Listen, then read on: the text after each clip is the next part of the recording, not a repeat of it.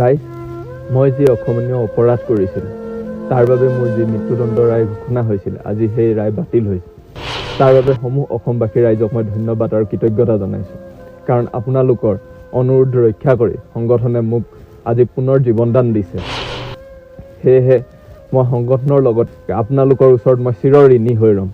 আৰু মোৰ এই যি জীৱনদান, এই দানৰ প্ৰতিদান স্বৰূপে মই সমূহ অসমবাসী আৰু সংগঠনৰ কাৰণে মোৰ শেষ উশাহ থকালৈকে সংগঠনৰ স্বাৰ্থত, জাতিৰ স্বাৰ্থত আৰু দেশ মাতৃৰ সেৱাৰ কাৰণে মই নিজকে উৎসৰ্গা কৰি যাম। আমাক প্ৰশিক্ষণৰ সময়ত অসম আৰক্ষীয়ে যি ধৰণে সংগঠনৰ বিৰুদ্ধে কথা কৈ আমাৰ ব্ৰেইন ৱাছ কৰিছিল, ইয়াত আহি দেখা পালোঁ সেই সকলোবোৰ কথা সম্পূৰ্ণ ওলোটা। ইয়াত যি ধৰণে জ্যেষ্ঠজনে কনিষ্ঠজনৰ প্ৰতি থকা দায়বদ্ধতা আৰু ভাতৃত্বসুলভ দৃষ্টিভংগীৰে সকলোৱে থাকে, তাক দেখি মই যি আমাৰ সকলোবোৰ কথা বা সকলোবোৰ প্ৰকৃত সত্য সংগঠনৰ আগত ব্যক্ত কৰিবলৈ মই উৎসাহিত হ'লোঁ আৰু সকলোবোৰ কথা সেয়েহে খুলি সংগঠনৰ আগত ব্যক্ত কৰিলোঁ। মই আজি সঁচাকৈ অনুতপ্ত যে কেইটামান টকা পইচা, ধন সম্পত্তি বা আট্টালিকা, কেইখনমান বিলাসী গাড়ী বা ৰাস্তা ঘাটে এটা জাতিৰ অস্তিত্ব ৰক্ষা কৰিব নোৱাৰে। এটা জাতিৰ অস্তিত্ব ৰক্ষা কৰিবলৈ হ'লে প্ৰকৃততে লাগিব জাতীয় চেতনাবোধ, দেশপ্ৰেম, তেতিয়াহে এটা জাতিৰ অস্তিত্ব জীয়াই থাকিব।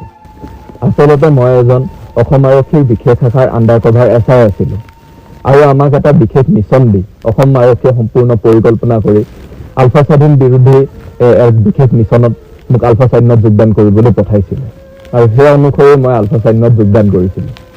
আৰু এই সকলো কথা মই কাৰোবাক দোষাৰোপ কৰিবলৈ বা অসম আৰক্ষীক দোষাৰোপ কৰিবলৈ কোৱা নহয়, বা মই মৃত্যুৰ ভয়ত বা মোক কোনোবাই ভয় ভাবুকি প্ৰদান কৰি মোক এই কথাখিনি কোৱাইছে, এই নহয়।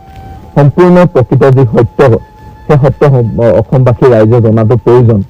সেয়েহে মই সম্পূৰ্ণ কথা সবিস্তাৰে অসমবাসী ৰাইজৰ আগত প্ৰকাশ কৰিম। আমাৰ দৰে একাংশ যুৱ প্ৰজন্মক এচাম অসম আৰক্ষীৰ আৰু উচ্চ পৰ্যায়ৰ বিষয়াই যেনেধৰণে টকা পইচা আৰু ক্ষমতাৰ প্ৰলোভন দেখুৱায়, এনেধৰণৰ জাতিদ্ৰোহী কামৰ বাবে নিয়োগ কৰে, সেইসকলক মই ক'ব বিচাৰিছোঁ, তোমালোকে এনেধৰণৰ জাতিদ্ৰোহী কামৰ পৰা বিৰত থাকা। সমূহ অসমবাসী ৰাইজৰ লগতে মই সংগঠনৰ ওচৰত হাতযোৰ কৰি নিশ্চয়তা প্ৰদান কৰিছোঁ। মোৰ মৃত্যুদণ্ড ৰায়ৰ পৰিৱৰ্তে সংগঠনে মোক যি শাস্তি প্ৰদান কৰে, সেই শাস্তি মই গ্ৰহণ কৰিম আৰু সম্পূৰ্ণ সহায় সহযোগিতা কৰিম।